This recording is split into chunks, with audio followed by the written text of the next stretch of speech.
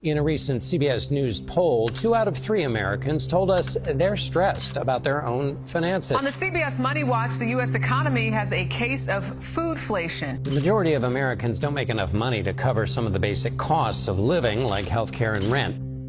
Look at this map. Each red zone represents areas where families are losing electricity, water, and gas at rates we haven't seen since the Great Depression. Now, watch as I show you something even more disturbing. These darker areas, those are tent cities, encampments of working Americans who have jobs but can't afford housing. This isn't happening in some distant country. This is your America, right now. What you're seeing is the systematic breakdown of basic living standards across the United States. And the worst part? Most people have no idea how bad it's gotten. Let me give you the numbers. That will absolutely shock you. According to the Federal Reserve, 40% of Americans cannot afford a $400 emergency expense without borrowing money or selling something. That's nearly half the country living paycheck to paycheck. But it gets worse. The Bureau of Labor Statistics shows that while wages have crawled up 4.1% this year, electricity costs have exploded by 23.8%. Yep, electricity up by 23.8%. Gas prices up 15.2%. Food costs up 11.4%. Do the math. Your paycheck goes up 4%, but everything you need to survive goes up 15 to 25%. That's not inflation. That's systematic impoverishment. And this isn't just about numbers on a spreadsheet. These stats represent real people, real families, real Americans who are falling through the cracks of what used to be called the middle class. Let me show you exactly what this looks like on the ground. I am homeless, and I live here in my car because while I work 50 to 60 hours every single week, I don't make enough money to afford an apartment, which is now over $1,800 per month on average, and often more than that. And every single day here on social media, people are leaving comments and sending me messages saying that I'm not homeless because I live in my car and I need to stop calling myself homeless. So I looked up the actual definition of homeless, and it is people living in a place not meant for human habitation, such as the streets, cars, or abandoned buildings. And that is the literal definition of homeless. You know, some people live in their cars out of choice, or they want to do hashtag van life.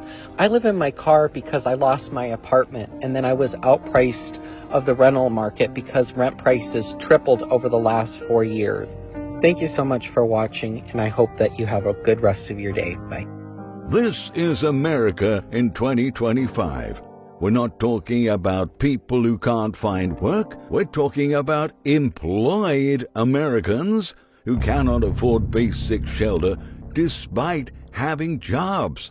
According to HUD's latest count, 40% of homeless Americans are actually employed. This used to be unthinkable. Now it's becoming the new normal. Let me give you the hard numbers that prove this isn't exaggeration. According to the Federal Reserve's most recent survey of consumer finances, 40% of Americans cannot afford a $400 emergency expense without borrowing money or selling something. The Bureau of Labor Statistics shows that while wages have increased 4.1% year over year, essential costs have skyrocketed. Electricity prices are up 23.8%, natural gas up 15.2%, and food costs have risen 11.4% nationally. The American Community Survey reveals that 21 million Americans, that's 6.5% of the entire population, are spending more than 50% of their income on housing alone. In major metropolitan areas, this figure jumps to over 30% of residents. The USDA reports that 38 million Americans, including 12 million children, experience food insecurity. These are not abstract statistics. These represent families in every state, every congressional district. Housing costs have reached levels not seen since the Great Depression when adjusted for median income. The National Low-Income Housing Coalition found that nowhere in America can a worker earning federal minimum wage afford a modest two-bedroom rental. Not in rural Mississippi, not in small-town Ohio, nowhere. Here we have a parent making impossible choices, feeding their children while going hungry themselves. A few days ago, I did a post about what I'm doing to try to reduce the costs in my home, and I asked people what they were doing, partly because I thought it would help us share ideas with one another. But the amount of comments on that post where people are saying, I feed my children and I don't eat, or I eat every third day, or I'm eating one meal a day, or the bare minimum food is a pretty common trend in that post. While we've been watching the situation going on in Gaza, it's happening closer to home too. There are many people here who are literally that food insecure. And I know the whole platform was, oh, there's so much abuse and SNAP and this and that. There are actually people not eating for days here. And I don't think that's getting enough attention. You know, most of us can't see outside of our own situation. We don't understand what it's like to be in that situation. You know, it's a bother to us to be proposed with people that are homeless. It's a bother to us to hear people complain that I'm hungry. According to the USDA, 38 million Americans, including 12 million children, experience food insecurity. This represents working families who have jobs but still can't afford to feed everyone in their household. The ripple effects are devastating every aspect of daily life. Utility companies are reporting disconnection rates 40% higher than pre-2020 levels.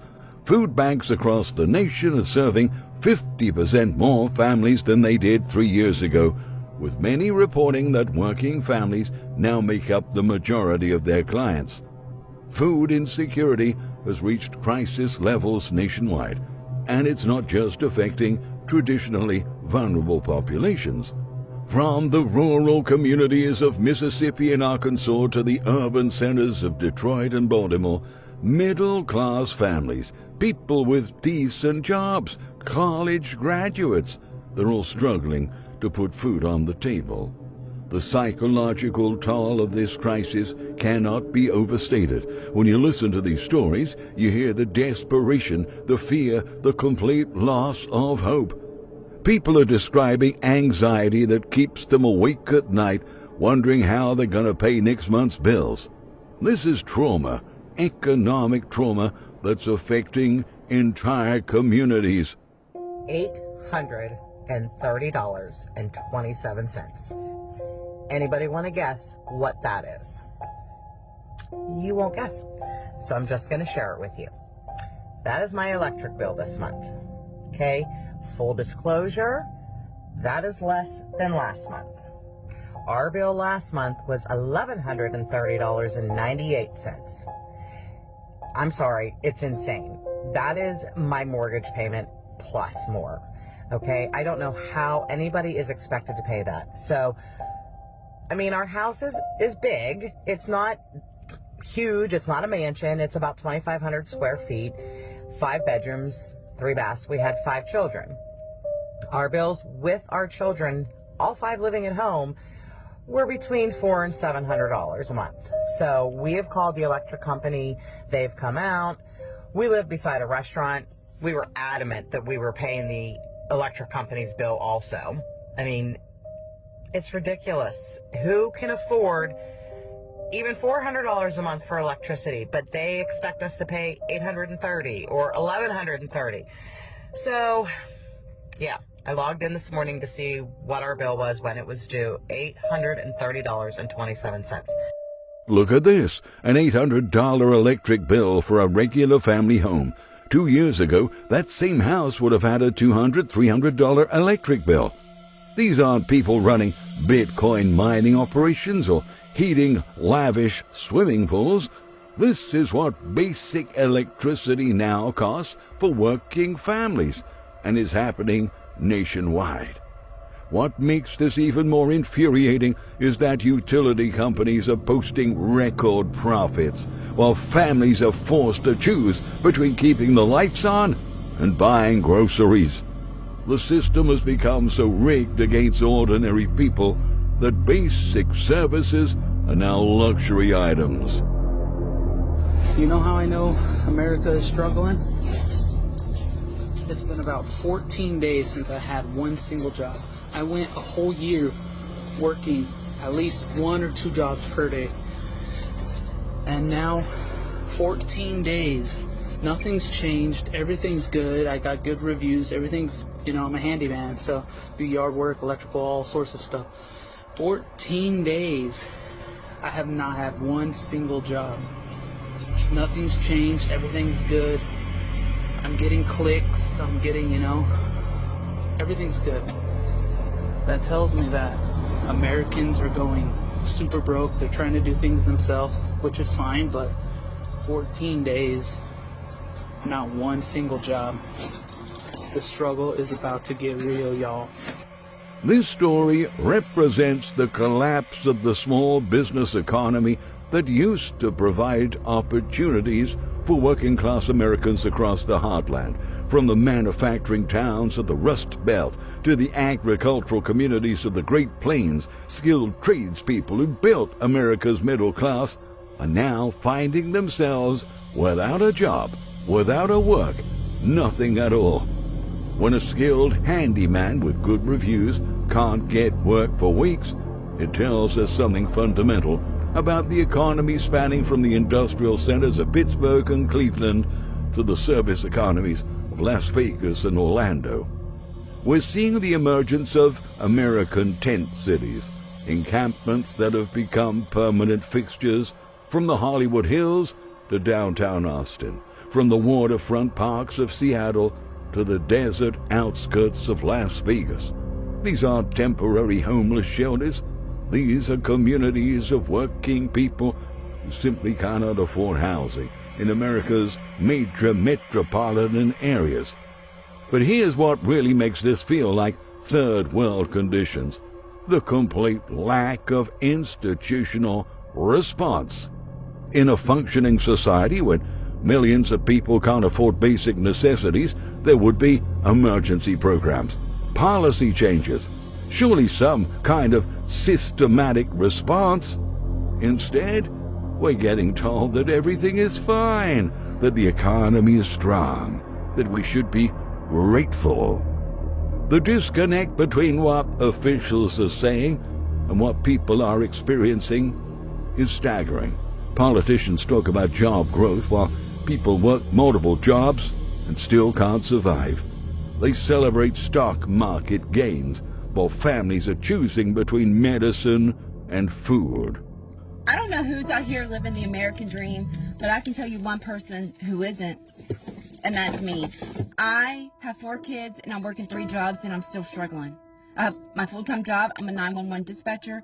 My other 2 jobs, a waitress. The American dream should not be this hard.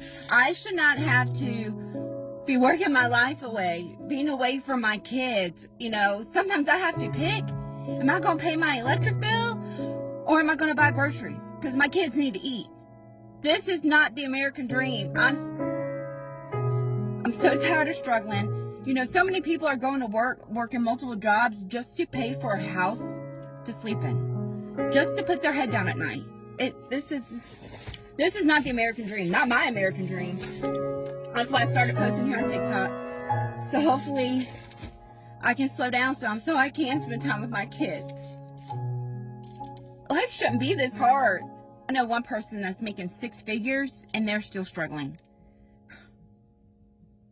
Why's it gotta be so hard? This represents a broader trend we're seeing. Strategic defaults on debt because people literally can't afford to pay everything. When someone makes the conscious decision to stop paying credit cards or stop paying medical bills because they need that money for food and shelter, we've crossed into survival mode economics. What's particularly telling is that creditors are not aggressively pursuing collections right now. Why? Because they know millions of people simply don't have the money. You can't get blood from a stone, and the stone represents a huge portion of the American population. The healthcare crisis compounds everything else. Families from rural Tennessee to suburban Phoenix are choosing between life-saving medications and mortgage payments.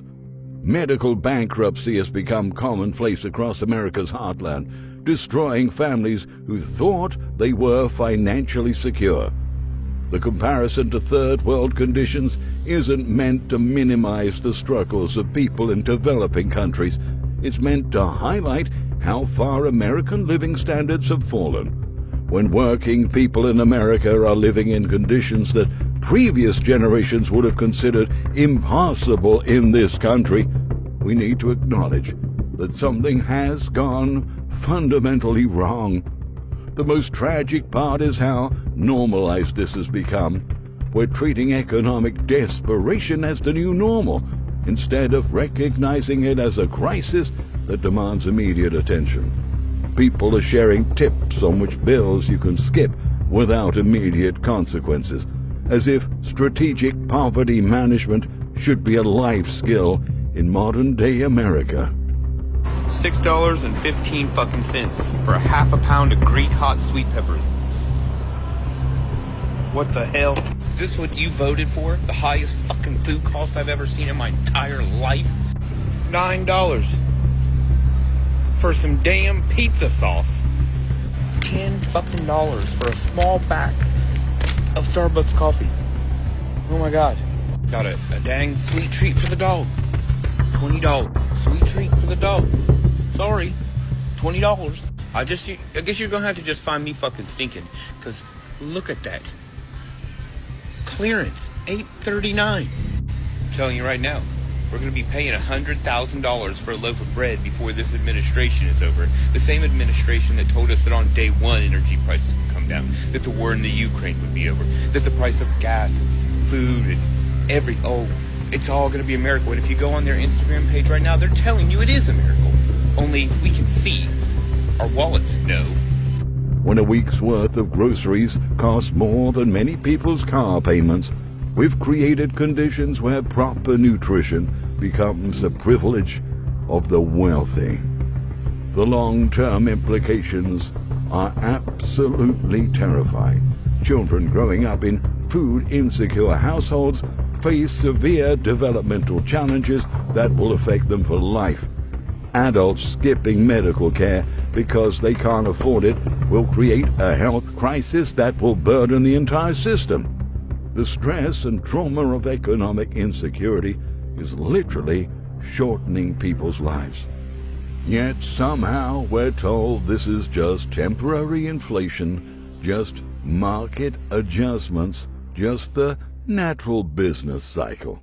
That's not what this is. This is the systematic impoverishment of the American working class, and it's happening by design. The solution isn't individual bootstrapping or side hustles. The solution requires acknowledging that we've created an economic system that serves wealth while abandoning the people who actually do the work. Until we're willing to have that conversation honestly, millions of Americans will continue living in conditions that would have been unthinkable just a generation ago.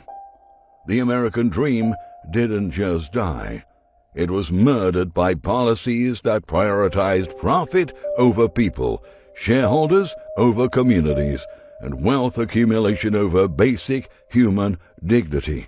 What we're witnessing now are the consequences, and they're playing out in the lives of our neighbors, our co-workers, and our families.